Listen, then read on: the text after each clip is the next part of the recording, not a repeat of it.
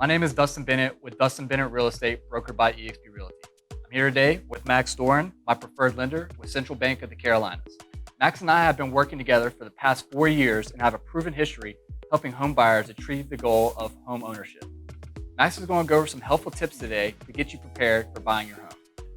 Hey guys, how's it going? What a crazy year we just left, and what an interesting year in real estate and mortgages it's looking like it's going to be.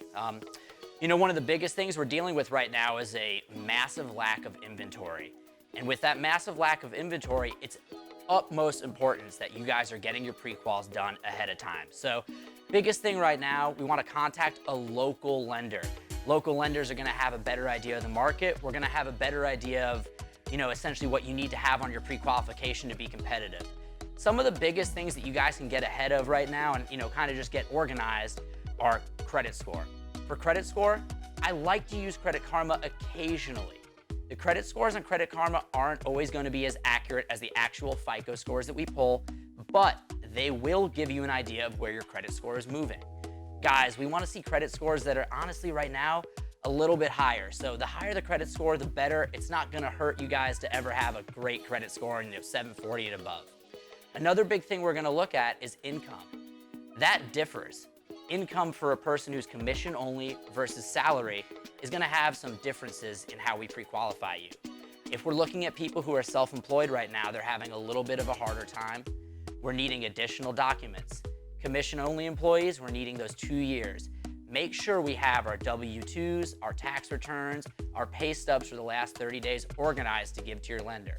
We also want to talk about assets, and assets go beyond down payment. Guys, down payment is great. You don't need the 20%, that big myth.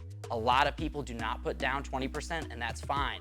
But what we want to see is the fact that we're going to have money for down payment and then some money left over, whether that's money in your 401k, investments, or just sitting in your savings. Right now, when we look at a lot of loan pre-qualifications, the more assets, the stronger the loan profile. So guys, we're gonna wanna look at your debt to income. The big thing with debt to income, and this isn't a firm rule, but on average, you wanna see the debt to income at the max of 45%. So when we look at your credit report, we're gonna take all your liabilities.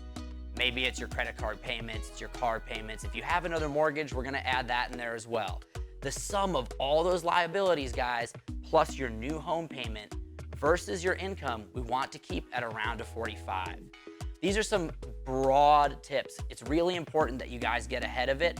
Contact your local lender a few months before you're looking to make offers. Because with inventory right now, the most important thing is that you can make a strong offer on a home.